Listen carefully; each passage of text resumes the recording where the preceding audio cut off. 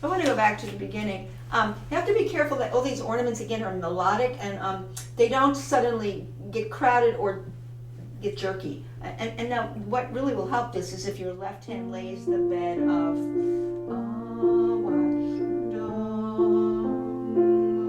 so I'm listening for a watch. Look, the moving bass line.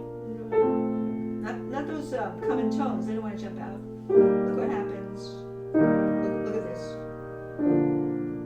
I just want it to move down like horizontally, but I don't want to hear all those repeated, common tone Fs or Ds. I really want to hear A, float. Now comes the G.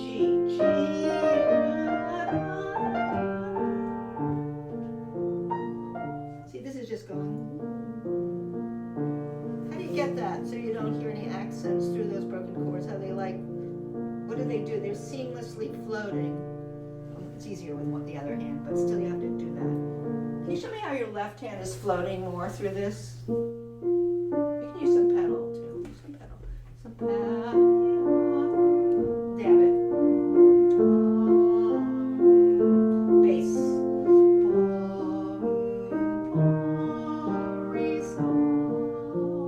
Continue. Left hand.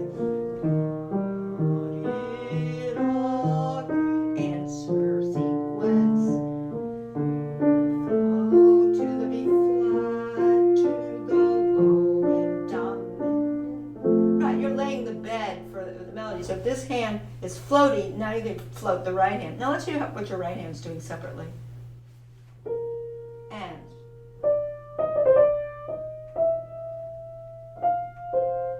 Lift. You have to avoid though.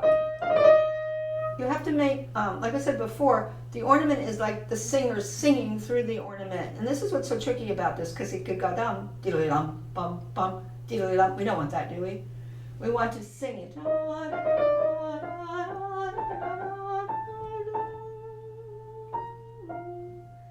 Make it like you were singing every single note. There you go. Destination here. Right, it's a little scale up, and the destination is, right?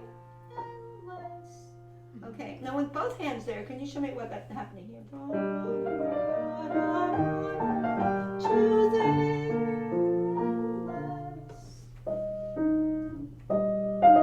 Don't start with it. So when you have these broken chords, how do you get them so that they don't like fall down vertically? They start like from silence and they go.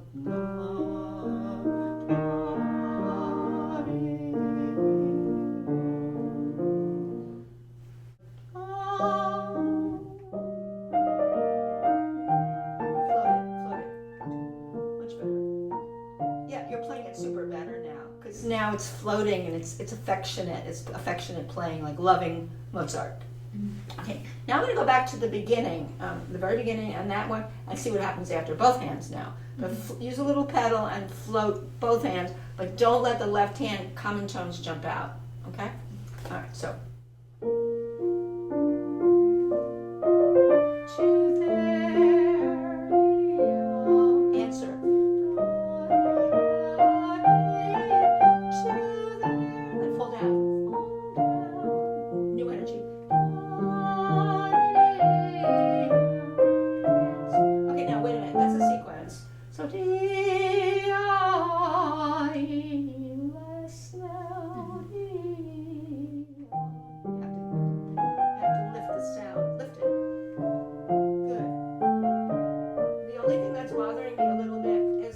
It's tricky because the left hand has some different things going on here. Look what he does. He goes G, B naturals. He has this moving line, but it's not on the downbeats anymore. Remember, when he started, he had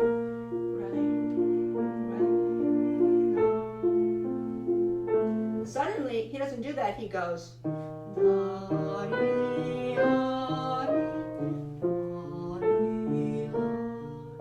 offbeats, but it's carrying that counter little melody there. So what do you have to do? You have to do the wrist forward on the offbeats now and bring out the offbeat left hand melody. Do you know what I'm saying? Mm-hmm. Could you show me measure 3 and measure 4, just the left hand, how you're phrasing it? Just left hand.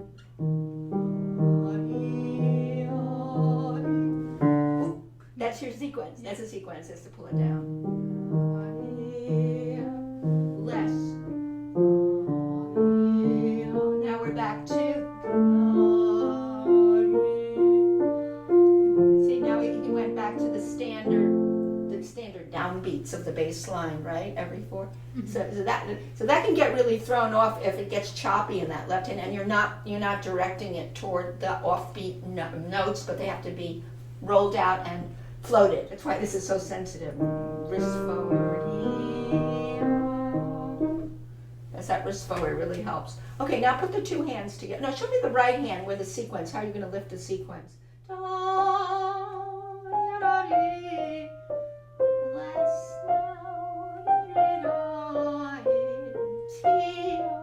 Sequence down. Good, that was much better. Okay, so now you're finishing the phrase here. Upbeat to this. Yeah, da-dee-da is a new phrase. It's an upbeat to the minor now, the B flat minor. Okay, now let's put the two hands together and measure 3 and 4. The big surprise, not only parallel minor, but I think we talked about it. Instead of putting the 5 chord, which would be, instead of doing, right, which would be the dominant of B flat minor is the F major chord. What's the surprise?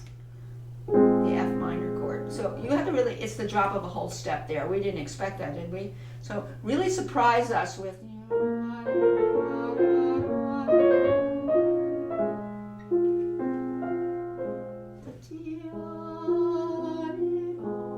no one expected the F minor chord, right? B flat minor does not have an F minor chord, does it? No. No. But that's the surprise. So show me the surprise, how you're going to reflect the surprise. I'll go back to the, can we do this here? Yeah, right in the parallel minor.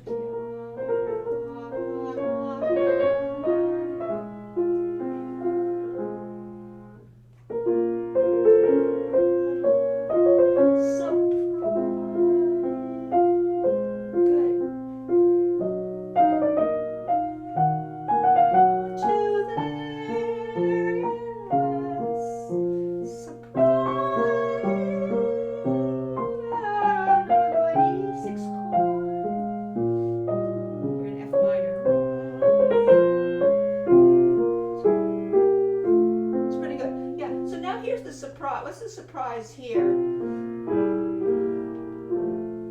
F major, right? We thought we were going to do this, right? You went into F minor.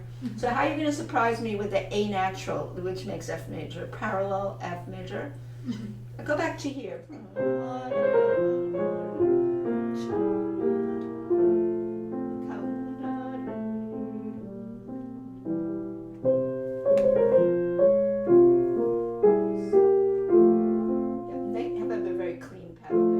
It should be a pedal there, but make it so clean that it didn't bring in notes from before, from the previous beat.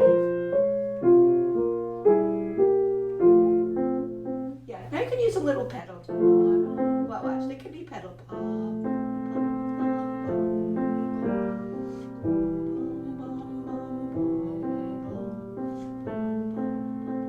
You can have the pedal down as long as you do this. Look, pedal's down, but look.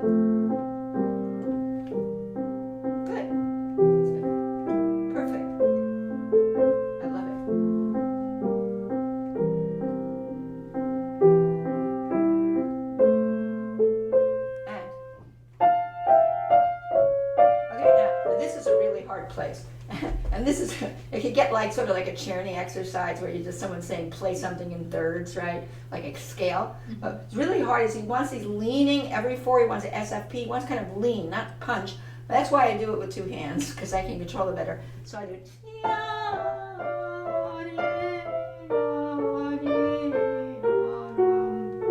in other words, I'm going to feel sighing 4, sighing down and sighing down.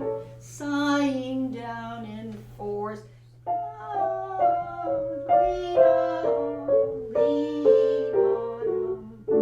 That's much better.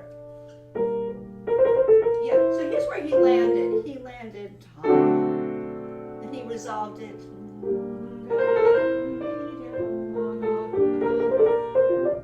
Right. just keeps flowing and floating. This whole thing is floating away, isn't it? So,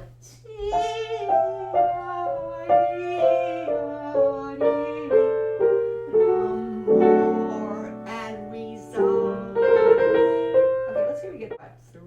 Wait, 1 second. I'm doing it slow. Wait, principal note, upper neighbor, principal note, lower neighbor, straight up. That's what I did. You know, and I would do it right on the beat because he's telling you. Watch, he's telling you.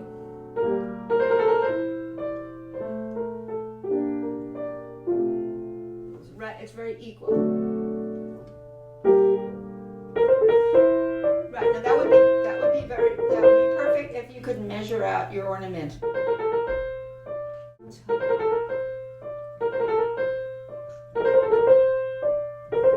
Perfect. That's it. Like stretch out the ornament so you could sing it as if you were singing it. Perfect. Yeah. Now listen to that and how even that is. Don't let it start choking and getting compressed. Okay.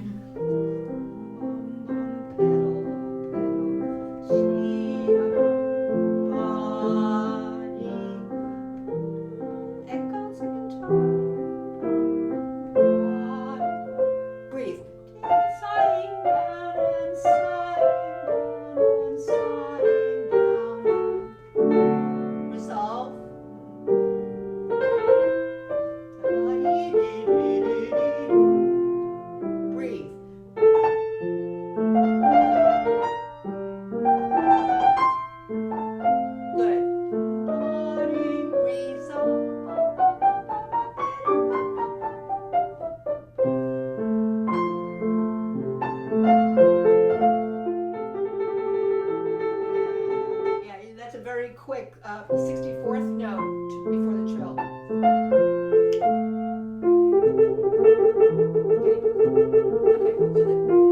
So remember, the 2 against 3 only occurs on beat number 2, and then he synchronizes. Right?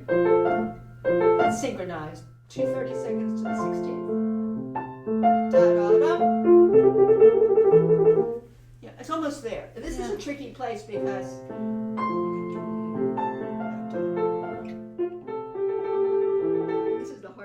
No, we should probably do a legato too. It's much easier. To the trill, a legato 64th. Right? Right. Da-dee-da-yum, ba-dee-da-yum.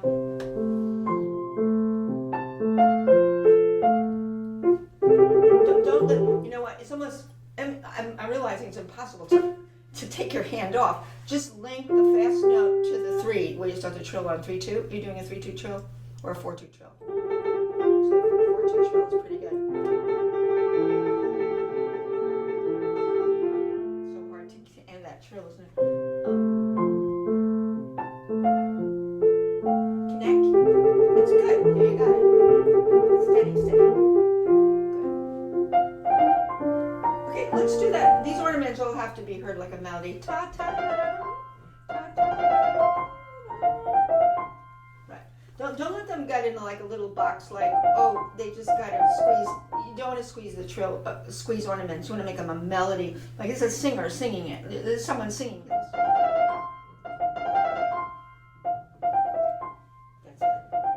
Now that's perfect, but don't forget what you just heard because that's exactly what you want to hear when you do the left hand with it. First one maybe. Watch.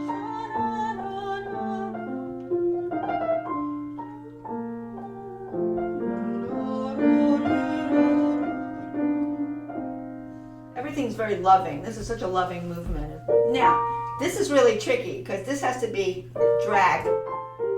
Drag. I practiced the right hand very legato separately, and I practiced the left hand very legato. Now, they don't come together, but they have to be legato overall between each other. They can't get...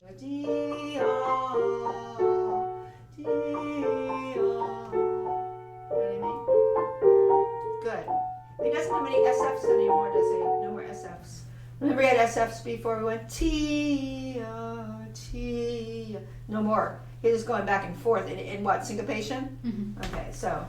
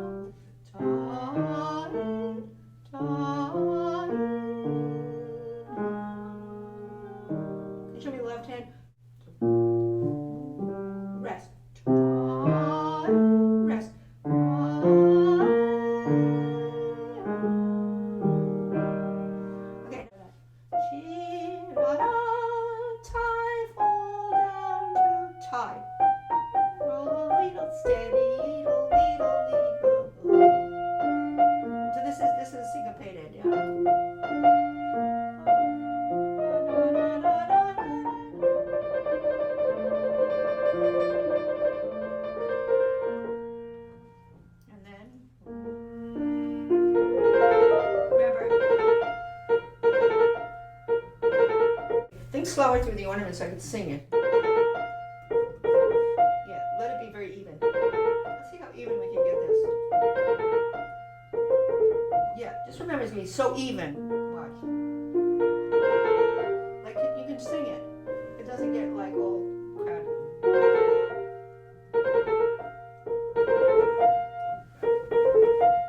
Don't let it get clipped. Don't let anything get clipped. See, this left hand is steadying you out. It's the conductor.